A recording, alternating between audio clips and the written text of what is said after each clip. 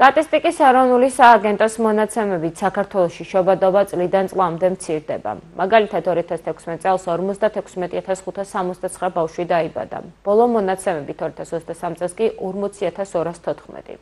რატომ უარესდება ქვეყანაში დემოგრაფიული მდგომარეობა ყოველწლიურად? თემაზე ვსვათ ვისაუბრებთ სამედიცინო საკითხებში ექსპერტ მარინა ბერაძესთან ერთად.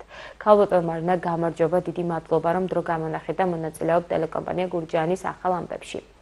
ქვეყანაში შობადობა წლიდან წლამდე მცირდება. მაგალითად სტატისტიკის ეროვნული სააგენტოს მონაცემებით 2022 წელს 2021-თან შედარებით თითქმის 4000-ით ნაკლები ბავშვი დაიბადა.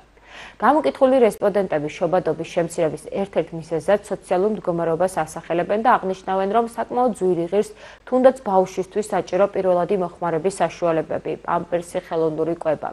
თქვენი დაკვირვებით, რასთან გვაქვს საქმე? ფასები მართლაც ხელოვნურად არის თუ არა გაზრდილი და რა არის პრობლემიდან გამოსავალი? მადლობთ იმისთვის, რომ მე მომმართეთ კითხვით, ძალიან მნიშვნელოვანი და აქტუალური თემაა, რაზეც ახლა ვსაუბრობთ.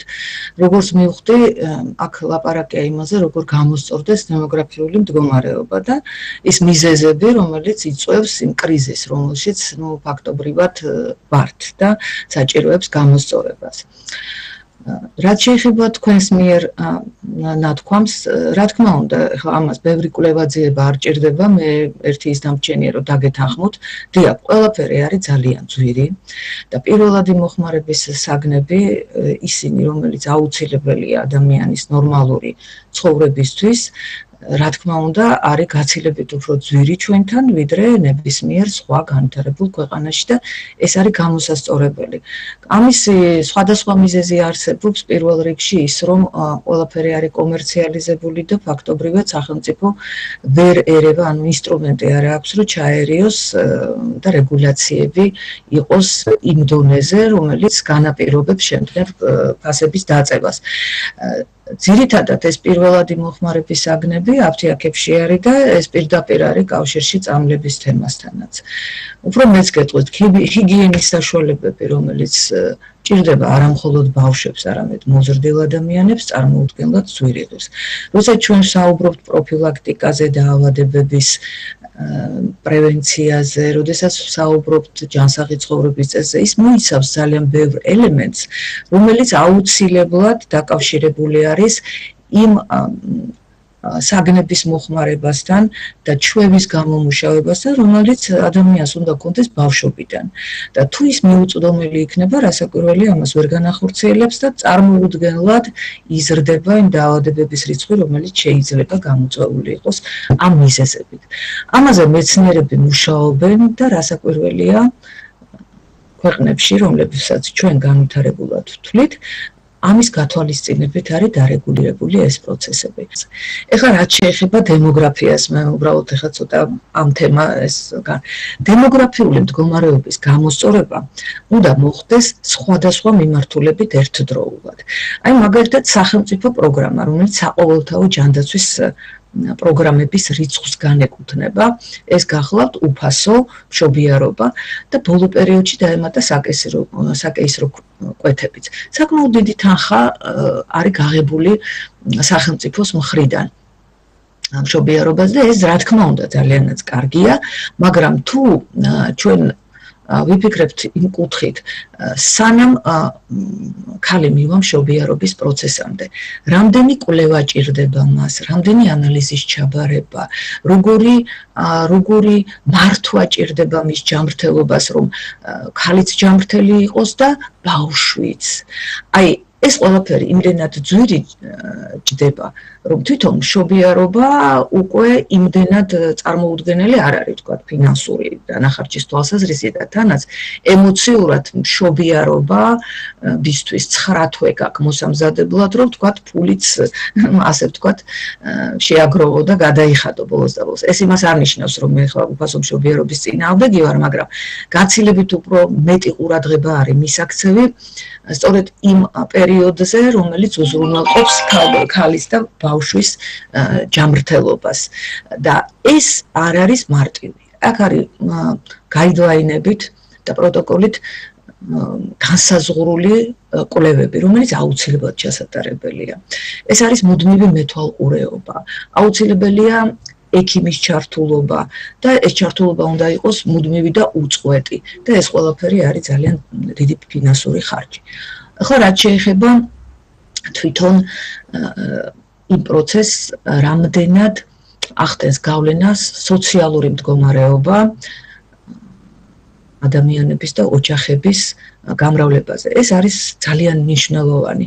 ქვეყნებში სადაც უნდათ რომ დემოგრაფიული მდგომარეობა გამოსწორდეს, ახალ დაქორწინებულ ოჯახებს, ანუ ახალ შექმნილ ოჯახებს ეძლევათ ძალიან დიდი დახმარებები და ეს რა თქმა უნდა ძალიან კარგია.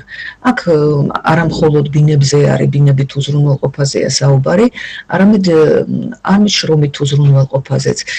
მართალია ბოლო პერიოდში მაგალითად დეკრეტული შვებულებების ასე ვთქვათ დღიურმა განაკვეთი მოიმატა, მაგალითად ადრე უფრო ცუდი მდგომარეობა იყო, ფაქტობრივად 40 დღეზე მეტი არ ეძლეოდა ჩვეულება. მაგრამ კარგი იქნება უფრო მეტი წახალისება თუ იქნება ამ მიმართულებით. ქალბატონო მარინა, თქვენი შეფასებით, სანამ ბავშვი გადავა მყარკვებაზე, ერთ წლამდე რომ იყოს გარკვეული დახმარებები ოჯახებისთვის, ეს ხომ არ იქნება მათთვის წამახალისებელი, რომ იყოლიონ ერთი და მეტი შვილი? იცით რა არის, სხვადასხვა მეთოდი არსებობს. ჩვენ ახლა საუბრობთ, რომ აუცილებელია ამ ოჯახების დახმარება, აუცილებელია და სანამ მაგალითად მრავალ სულიანი გახდება ოჯახი, მაგალითად სიმრავლე იქნება ბავშვების, აქ ითვლება რომ 3 და მეტი ბავშვი უნდა ყავდეს, ხო? ჩვენ უნდა ვიზრუნოთ ერთი ბავშვის გაჩენისთვისაც. ადამიანს უნდა კონდეს სურვილი ის ბავშვიც გააჩინოს, იმიტომ რომ ძალიან მოიმატა ისეთმა ოჯახებმა, არათუ გამრავლება და მრავალშვილიანობა ერთი შვილის გაჩენაზეც ამბობენ უარს და აუცილებელი არის გამოვიკვლიოთ ამისი მიზეზები ძალიან საფუძვლიანად, იმიტომ რომ მხოლოდ მატერიალური მდგომარეობას არ განაპირობებს ამას. მე მაინც მინდა დავუბრუნდი აქტუალურ პრობლემას, რომ საქართველოში საკმაოდ ძვირი ღირს ხელოვნური კვება, ჰიგიენური საშუალებები სხვა ქვეყნებთან შედარებით. ფასები მართლაც ხელოვნურად არის გაზრდილი. თქვენი დაკვირვებით. იცით რა, ხელოვნური დაერქმევა ეხლა იმას, როდესაც ვთქვათ მოგებაზეა ეს ორიენტირებული და რაც მეტია მოგება, მით უკეთესია, ხო და თუ ეს არ იქნება დარეგულირებული, ანუ ზედაზღვარი არ იქნება დაწესებული აი ამ პირველადი მოხმარების საგნებზე, რა თქმა უნდა, მე პატრონე ვინც არის ასე ვთქვათ ამ პროცესში ჩართული, რა თქმა უნდა ის გაზრდის ამ თანხებს და მეტ მოგებას მიიღებს. ეს ჩვეულებრივი ბუნებრივი ამბავი, ანუ სახელმწიფო უნდა იყოს ამის მაკონტროლებელი აუცილებლად. და როდესაც მე ვამბობ, რომ აი პრევენცია და პროფილაქტიკა უნდა იყოს რეალურად ყველაზე პრიორიტეტული, სწორედ ამას უგულისხმობ. თუ იქნება ეს უკვე საქმით განხორციელებული, მაშინ აი ესეთი საკითხებიც დარეგულირდება. უბრალოდ ამის გარეშე უკვე შეუძლებელი იქნება. საერთოდ ეს არის ყველაზე ხარჯთეფექტური გზა. აი, როდესაც ჩვენ საუბრობთ შობადობაზე, სტიმულირებაზე, ჩვენ ვიცით პატრიარქის ინიციატივის შესახებ, რომელმაც ძალიან ბევრ ოჯახს მისცა სტიმული 3 და მეტი ბავშვის გაჩენის, ეს გასაგებია, მაგრამ აი იმ მესამე და მეტ ბავშვამდეც უნდა მივიდეს ადამიანი. აი აქ გვაქვს ჩვენ პრობლემა და კიდევ პრობლემა იცით რა არის, აი ეს ასე ვთქვათ მიგრაციის პროცესები. მაგალითად ადამიანები, რომლებიც არიან ახალგაზრდა ასაკის ადამიანები, თუნდაც სტუდენტები, ან ისეთი ქალები, რომლებიც რეპროდუქციულ ასაკში არიან, მათი გადინება ქვეყნიდან რაღაცნაირად უნდა იყოს დარეგულირებული და მიზეზი ჩვენ ვიცით, რომ ეს არის სოციალური საკითხები.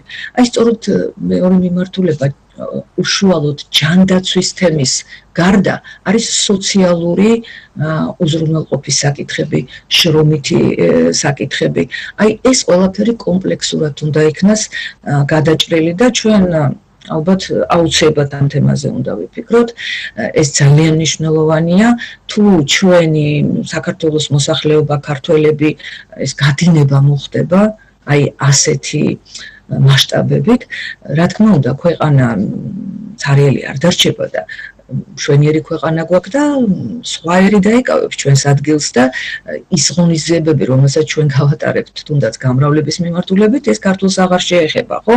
ჩვენ ხო ამისი მიღწევა არ გვინდა, ჩვენ გვინდა, რომ საქართველოს მოსახლეობა საქართველოში გრძნობდეს თავს ბედნიერად, კომფორტულად, მრავლდებოდეს და ჩვენი ქვეყნისთვის იყოს ძალიან მნიშვნელოვანი სიძლიერეს ქმნის ადამიანი ქვეყანაში.